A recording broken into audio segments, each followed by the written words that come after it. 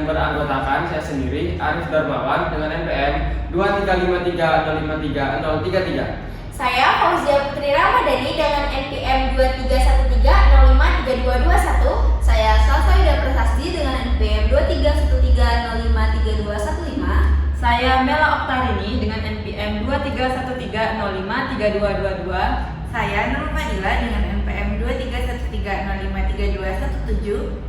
Baik, di sini kami akan menampilkan sebuah video tentang persiapan kemerdekaan. Tujuannya untuk memenuhi tugas pengembangan pembelajaran IPS SD yang diampu oleh Bapak Tegar Prambudi. Selamat Merdeka!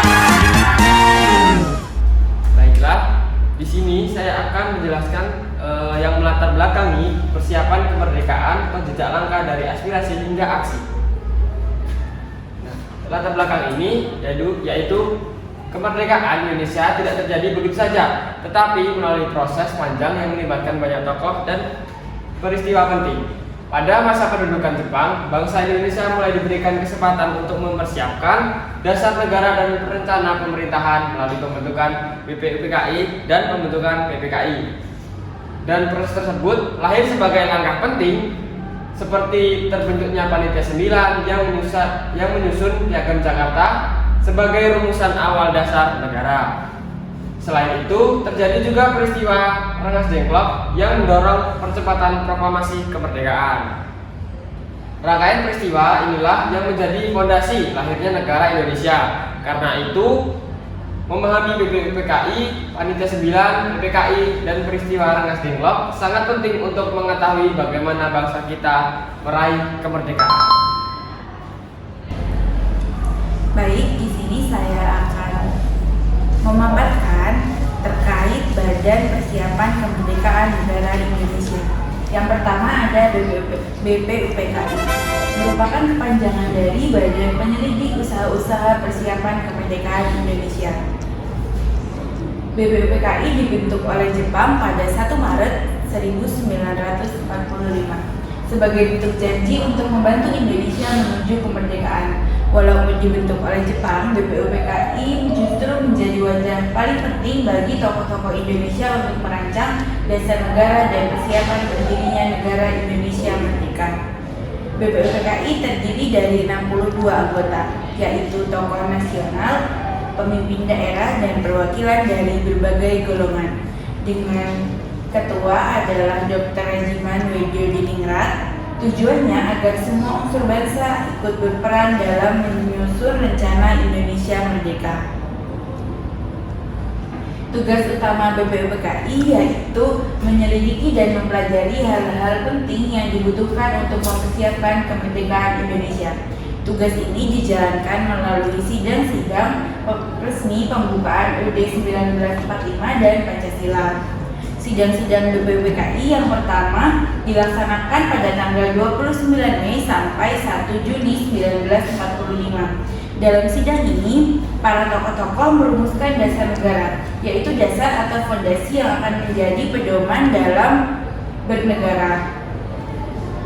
Yang mengusulkan yaitu ada Dr. Supomo, Insinyur Soekarno, dan Muhammad Yamin. Insinyur Soekarno mengusulkan dasar negara yaitu Pancasila yang menjadi awal dari Piagam Jakarta. Yang selanjutnya ada masa reses atau istirahat sidang. Dalam masa istirahat sidang, BPUPKI itu tidak bersidang, tetapi mengumpulkan peran penting yaitu membentuk Piagam Jakarta melalui Panitia 9. Nah, dan yang ketiga ada sidang kedua yang dilaksanakan pada tanggal 10 sampai 17 Juli 1945. Dalam sidang ini menyusun rencana awal Undang-Undang Dasar untuk negara Indonesia yang dimulai dari pembukaan dan batang tubuh. Kemudian UUD tersebut dibahas dan disahkan oleh PPKI.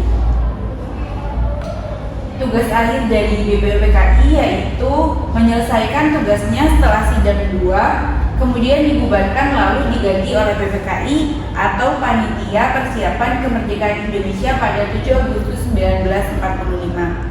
Di sini ada gambar ketua dari BPUPKI, Dr. Rajiman Weddiodiningrat pada tahun 1945. Dan yang pertama ada gambar dari sidang BPUPKI yang pertama, dan yang kedua ada gambar dari sidang BPUPKI yang kedua. Selanjutnya adalah Panitia 9. Panitia 9 adalah panitia yang dibentuk oleh BPUPKI pada tanggal 1 Juni tahun 1945. Tujuannya untuk merumuskan dasar negara Indonesia yang hasilnya adalah Piagam Jakarta. Panitia ini bertugas untuk menyatukan berbagai golongan dengan menyusun naskah yang kemudian menjadi dasar pembukaan Undang-Undang Dasar 1945 dan juga Pancasila. Selanjutnya ada anggota Panitia 9. Yang pertama ada ketua, yaitu Insinyur Soekarno. Lalu ada wakil ketua, yaitu Muhammad Hatta. Lalu ada anggota lainnya. Yang pertama Mr. A.A. Maramis. Lalu yang kedua Abdul Kahar Muzakir. Lalu Adi Kusno Joko Sujoso. Lalu H. Agus Salim. Kemudian Mr. Ahmad Subarjo. Lalu Mr. Muhammad Yamin. Dan juga Kiai Haji Wahid Hashim. Selanjutnya ada tugas Panitia 9. Yang pertama, bertanggung jawab atas perumusan atau pembentukan dasar negara Indonesia merdeka. Lalu yang kedua, memberikan usul-usul ataupun saran yang baik secara lisan dan juga tulisan. Dan juga di samping itu, membahas dan menyusun dasar negara Indonesia merdeka. Tugas yang ketiga, mengusulkan pendapat publik dan menampung dari berbagai aspirasi pembentukan dasar negara Indonesia dari berbagai tokoh. Lalu yang keempat, menampung aspirasi dari berbagai tokoh tentang pembentukan dasar negara yang mendekati langkah dan juga tujuan selanjutnya, yaitu harus menyusun sebuah naskah rancangan pembentukan dasar negara Indonesia yang kemudian Mr. Muhammad Yamin memberi nama Piagam Jakarta. Setelah kompromi antara 4 orang dari kaum kebangsaan atau nasionalis dan 4 orang dari pihak Islam, pada tanggal 22 Juni 1945, Panitia 9 merumuskan dasar negara yang dikenal dengan nama Piagam Jakarta. Berdasarkan Piagam Jakarta yang berisikan 5 poin. Yang pertama, ketuhanan dengan kewajiban menjalankan syariat Islam bagi pemeluknya. Lalu yang kedua, kemanusiaan yang adil dan beradab.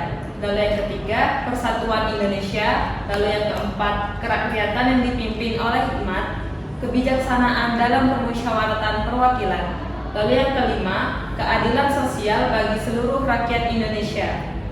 Pada poin pertama, dalam Piagam Jakarta mendapat usulan bahwasannya di negara Indonesia itu terdapat berbagai macam agama, tidak hanya Islam saja. Jadi, untuk poin pertama, ketuhanan dengan kewajiban menjalankan syariat Islam bagi pemeluknya diubah menjadi ketuhanan yang Maha Esa. Baiklah, yang selanjutnya ada PPKI. PPKI adalah Panitia Persiapan Kemerdekaan Indonesia. Sebuah panitia yang dibentuk Jepang pada tanggal 7 Agustus tahun 1945. Untuk menggantikan PPKI, tugas utamanya adalah mempersiapkan kemerdekaan Indonesia, mulai dari menetapkan dasar negara, konstitusi, memilih presiden dan wakil presiden, hingga membentuk pemerintahan.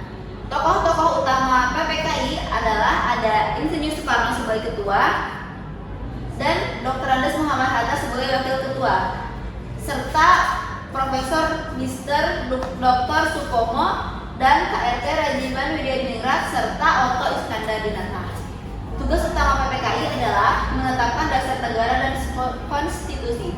PPKI menetapkan dasar negara dan mengesahkan Undang-Undang 1945. Yang kedua ada memilih dan mengesahkan presiden dan wakil presiden. Pada sidang pertamanya pada tanggal 18 Agustus tahun 1945, PPKI memilih Soekarno dan sebagai presiden dan Muhammad Hatta sebagai wakil presiden. Tugas terakhir PPKI adalah membentuk pemerintahan. PPKI juga membentuk badan-badan pemerintahan untuk menjalankan roda negara seperti 12 kementerian dan membagi wilayah Indonesia menjadi 8 provinsi.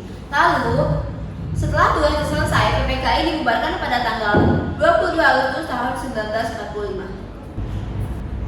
Kalian tahu kan, kalau negara kita Indonesia itu merdeka pada tanggal 17 Agustus 1945. Nah, sebelum kemerdekaan tersebut diumumkan, ada satu kejadian seru dan penting yang dinamakan peristiwa Rengas Dengklok.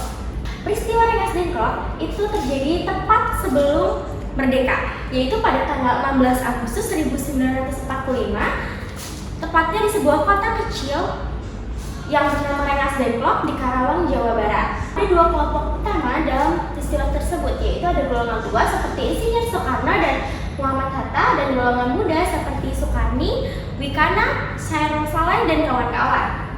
Nah, mengapa peristiwa tersebut terjadi? Peristiwa Rengas Dengklok terjadi karena adanya perbedaan pendapat antara golongan tua dan golongan muda tentang kapan proklamasi kemerdekaan harus diumumkan. Karena perbedaan pendapat tersebut semakin memanas, golongan muda akhirnya mengambil keputusan yang penting dengan mengamankan atau bisa dibilang menculik Bung Karno dan Bung Hatta, dan mereka dibawa jauh dari Jakarta ke Rengas Dengklok. Apa tujuannya? Tujuannya adalah agar Bung Karno dan Bung Hatta itu tidak diperalat oleh Jepang kembali, dan yakin bahwa kemerdekaan harus segera diumumkan oleh bangsa Indonesia itu sendiri dan bukan hadiah dari Jepang.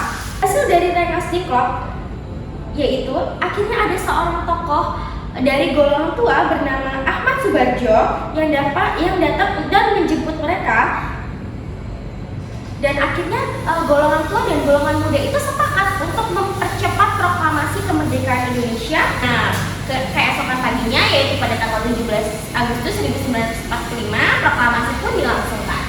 Jadi, peristiwa Rengas Dengklok adalah momen penting yang menunjukkan semangat persatuan dan keberanian para pemuda untuk mendesak agar kemerdekaan kita bisa diraih secepatnya.